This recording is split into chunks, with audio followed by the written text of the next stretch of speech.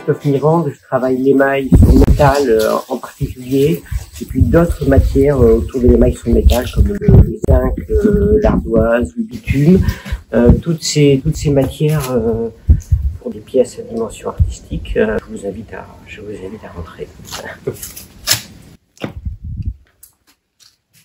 Alors déjà, moi, mon père travaillait l'émail toute sa vie. Donc, voilà. Donc j'ai l'impression d'être un peu comme Obélix d'un potion magique. Je suis tombé dedans tout petit. Voilà. Donc mais jusqu'à l'âge de 30 ans, moi, je faisais autre chose. J'ai travaillé dans l'édition, librairie, j'ai écrit des bouquins pratiques. J'étais pas dans la matière. Et c'est vers l'âge de la trentaine à peu près, 35 ans par là, que j'ai ressenti un manque. Pour moi, c'était le rapport à la matière. En tant que libraire, en tant qu'éditeur, j'étais dans le monde des lettres. Je parlais des livres, je les mettais en avant. Mais ça avait un petit côté désincarné.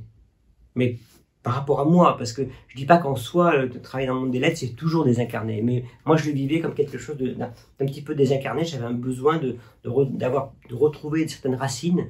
Et d'où le travail de matière comme ça, quoi, de matière. Et étant donné que j'avais grandi dans le siège de mon père, qui était, lui, travaillait l'émail, créer avec de la matière, ça a été naturellement pour moi le plus évident, le plus facile, c'était de travailler l'émail sur métal. Mais très vite, autour de l'émail sur métal, j'ai rajouté d'autres matières autour, et puis je ne m'interdis pas à l'avenir d'en rajouter encore d'autres, et puis voilà, quoi. Donc, comme on peut le voir dans dans les quelques rares œuvres qui sont exposées ici, elles ont certaines couleurs communes, comme le rouge, le orange. On retrouve il y a des taches grises, des taches noires. Tout mon travail tourne autour du feu, de l'incandescence, des braises, d'où ces matières qui tournent autour de l'émail, qui sont un peu brutes, un peu mates, en général, que j'ai choisi pour leur côté un peu grossier. Et dans mes thématiques de travail, ces matières incarnent l'écorce terrestre, la croûte, la brûlure. Lorsqu'il n'y a plus rien, que reste-t-il? Des cendres, voilà, des choses comme ça. Et l'émail, dans mon travail, vient plutôt en général matérialiser, incarner le feu et l'incandescence. Voilà. La ronde. Alors là, ce que vous voyez, c'est un des côtés, parce que derrière il y a la lune et devant c'est le soleil. C'est un soleil qui est constitué de différents morceaux d'émail sur métal, d'ardoise, de zinc, de calamine, de pâte de verre, d'oxydation diverses et variées. Voilà. Alors on voit pas le dos, mais le dos c'est le pendant, c'est qui est la lune. Par exemple, là, dans cette pièce, il y a une partie ici qui est constituée d'une très vieille tôle, qu'on appelle de la tôle en galva, qui a passé de longues années à l'extérieur. Donc il y a des coulures, à la fois des coulures de zinc, des coulures de rouille. Et puis cette tôle en galva vient dialoguer avec des parties émaillées autour. Et il y a un côté beaucoup plus... Pour moi, dans mon travail, j'aime bien qu'il y ait une opposition entre un côté un peu sophistiqué et brillant et de la matière émail sur cuivre, qui est plutôt associé en général au domaine du luxe, bijoux, orfèvrerie, etc. Que moi, justement, je travaille de manière un peu plus brute, et en plus, je l'associe à des matières qui elles-mêmes sont un peu brutes. Voilà. Mais cette pièce est vraiment en cours, parce que si ça se trouve, la prochaine fois, quand elle sera exposée, elle sera pas du tout blanche, elle sera peut-être toute noire en fait. Voilà.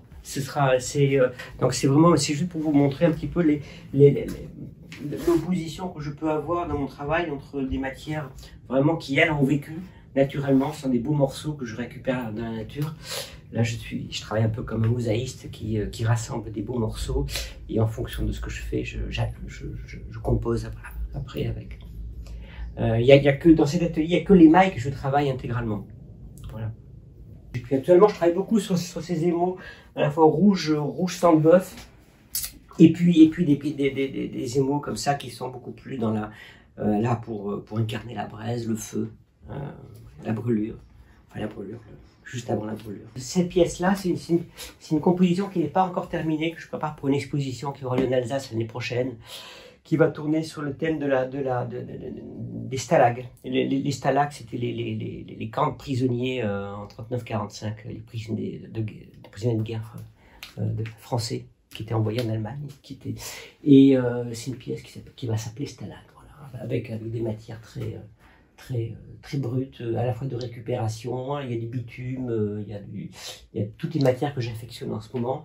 Mais celle-là, elle est typiquement, c'est une pièce qui est créée typiquement pour une thématique qu'on ne trouvera pas forcément dans des salons métiers d'art. Dans le domaine des métiers d'art, c'est ce qui, moi, ne me convient pas. En général, dans un positionnement purement métier d'art, c'est qu'on ne va pas forcément aborder des thématiques comme la guerre, comme les stalags, comme les camps de concentration, on n'est pas trop ni dans les revendications sociales, ni alors que dans le monde de l'art, on peut beaucoup plus facilement aborder des tas de domaines qui sont pas forcément là pour être dans l'esthétique, dans la beauté, dans la finition. Vous voyez, donc j'aime bien les deux, mais les thématiques, voilà, pour moi, sont importantes. Au départ, quand j'ai commencé ces deux pièces, par exemple, qui vont entrer dans une composition, il y en aura plusieurs et ça va s'appeler une installation pour moi de plusieurs panneaux, de plusieurs tableaux comme ça. Et ça va s'appeler Stalag. Au départ, j'ai commencé ces deux pièces et je dirais que bon, je sais pas où j'allais en fait. C'était pas vraiment, j'ai pas fait ces pièces pour travailler sur le principe du Stalag. Et puis à un moment donné, ça s'est imposé à moi. Et c'est en ce sens qu'il y a une phrase de Soulages, que pour moi, que j'ai fait mienne depuis un certain temps déjà, c'est lorsque Soulages dit c'est ce que je fais qui m'apprend ce que je cherche. Donc mon travail, il commence par travailler la matière, travailler des formes, des couleurs, il y a je ne sais pas pourquoi, il y a des choses des assemblages qui me viennent, qui passent par mes mains, qui prennent forme. Et puis parfois je sais pas ce que je fais complètement. Je sais pas pourquoi je fais ça. Et puis il y a des pièces qui restent dans l'atelier. On me dit bon, je sais pas pourquoi j'ai fait ça. Et puis tout d'un coup, ça peut être un an après, 6 mois, une semaine, parfois moins.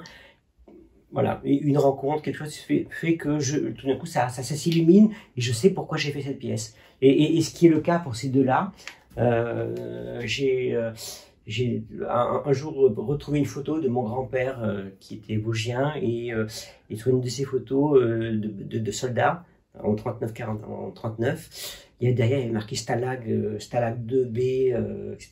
Et tout d'un coup je me suis dit mais oui en fait ce que j'ai fait là, mais c'est complètement dans l'esprit de ça colle avec ça, ce qui me permet maintenant de dire ben voilà c'est Stalag et en même temps au départ, j'ai pas commencé à travailler ça en me disant je travaille Stalag en fait. Mais parfois même des compositions, il y a des pièces abouties, terminées, mais je sais pas pourquoi je les ai faites. Je sais pas pourquoi, mais j'ai besoin de les faire. Elles sont en tête, je les fais, puis après je me dis que quand c'est fait, c'est fait. Je passe à autre chose. C'est en ce sens que je suis pas du tout positionnement métier d'art parce que voilà, on va pas raisonner comme ça. Moi j'ai des choses qui m'habitent. Parfois je sais pas, parfois je sais pourquoi. Parfois, je sais pas pourquoi.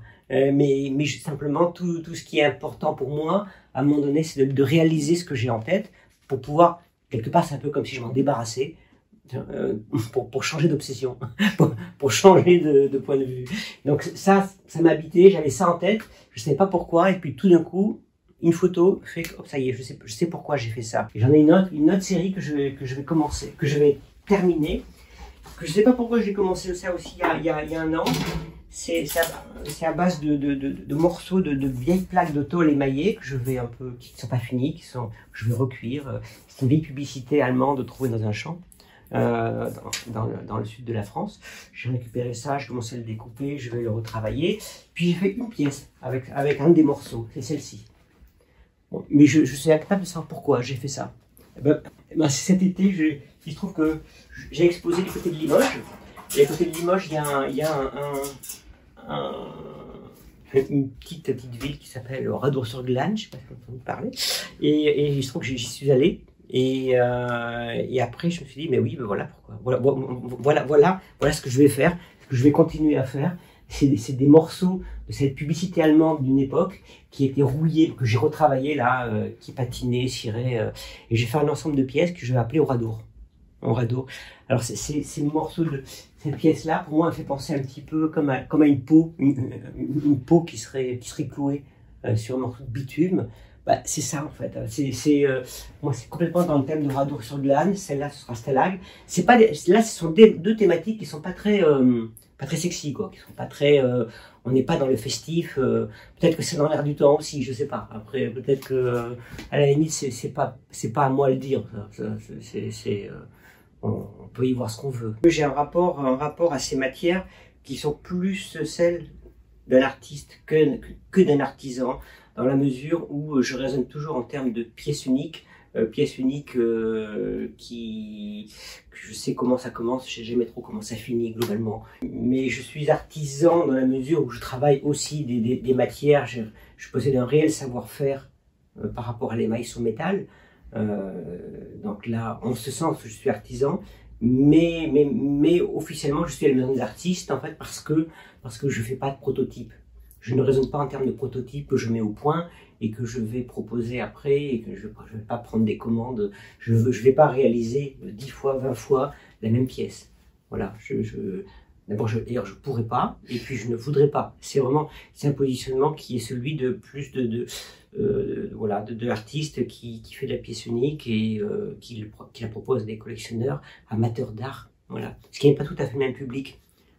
Même si actuellement j'expose un petit peu à la fois dans des salons de métiers d'art ou dans des galeries d'art contemporain, j'ai quand même un positionnement qui me rapproche plus du monde de l'art en général, voilà, plus art contemporain. Le fait d'avoir ces deux casquettes, je suis à la fois un pied dans le côté savoir-faire, et mon savoir-faire, c'est l'émail sur métal. Donc là, il y a des choses en émail sur métal, il y a tout un protocole que l'on suit habituellement, et si on travaille l'émail sur métal de manière traditionnelle, on est plutôt dans l'esprit bijoux, orfèvrerie, la minutie, la finition, etc. Mais moi ayant cette casquette artiste, pour moi l'émail sur métal, avant d'être une technique et le luxe, etc., pour moi c'est une matière, tout simplement. Et c'est une matière que l'on peut travailler d'une manière sophistiquée, mais très très brute. Cette casquette artistique, je dirais, moi, ça me donne beaucoup de liberté par rapport à l'approche de la matière émail métal, et particulièrement de l'émail sur cuivre, que je martyrise complètement. Je fais des choses qui ne sont pas du tout dans l'esprit. Pour moi, une pièce émaillée, je dirais qu'elle est réussie quand elle dégage une certaine énergie, une certaine présence. Mais pas forcément parce qu'elle sera bien terminée, finie, à la perfection, mais parce qu'elle va correspondre à une thématique que je veux, elle va jouer avec la matière, elle va jouer avec la lumière comme je le souhaite. Par exemple, la dernière fois j'avais fait cuire une pièce comme ça, et puis c'est une feuille toute fine, extrêmement fine, hyper légère, mais ça en général on n'émaille jamais des choses comme ça, parce que c'est très très fragile, c'est du papier, ça se casse, vous voyez, Alors ça, ce que je fais là, en tant qu'émailleur, c'est un sacrilège, parce que c'est de l'émail d'orfèvrerie, puis je le cache. Mais en même temps, il est beaucoup plus intéressant comme ça pour moi, parce qu'il y a des fêlures, il joue avec la lumière. Voilà, moi cette matière émail, je vais la travailler dans différentes sortes. Si j'étais un pur artisan émailleur, ça je ferais pas. Mais par contre, par rapport à mes thématiques du feu, de l'incandescence, des braises, moi ça rentre complètement dans voilà, et c'est ça qui importe au final. J'emploie des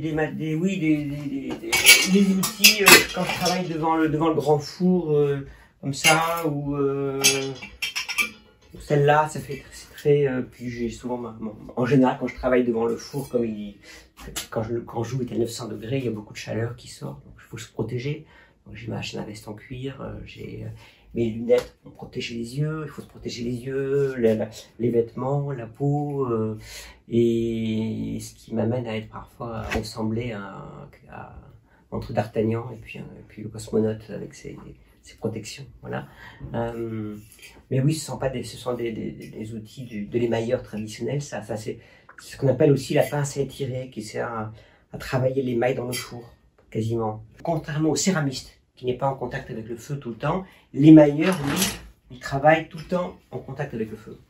C'est-à-dire qu'il ouvre la porte régulièrement, il intervient au sein du four, et puis ça m'arrive de travailler l'émail en fusion dans le four, comme ça, avec cette pince, par exemple. Cette pince à tirer. Pour moi, ce qui est quand même caractéristique quand on travaille l'émail sur métal, et quand on travaille, c'est propre de tous les arts du feu, je crois. Quand on parle d'art du feu, il y a les souffleurs de verre, il y a ceux qui font du fusing aussi, des plaques de verre qui fondent dans des fours à plat. Et puis il y a le fusing, il y a les céramistes forcément, les souffleurs de verre. Mais dès qu'on travaille le feu, on a l'impression de jamais travailler tout seul. C'est-à-dire qu'on est toujours accompagné. Il y a toujours un rapport qui se fait avec le four. Et le rapport avec le feu fait que ce rapport-là, il y a toujours certains éléments qui vous échappent, que vous ne contrôlez pas.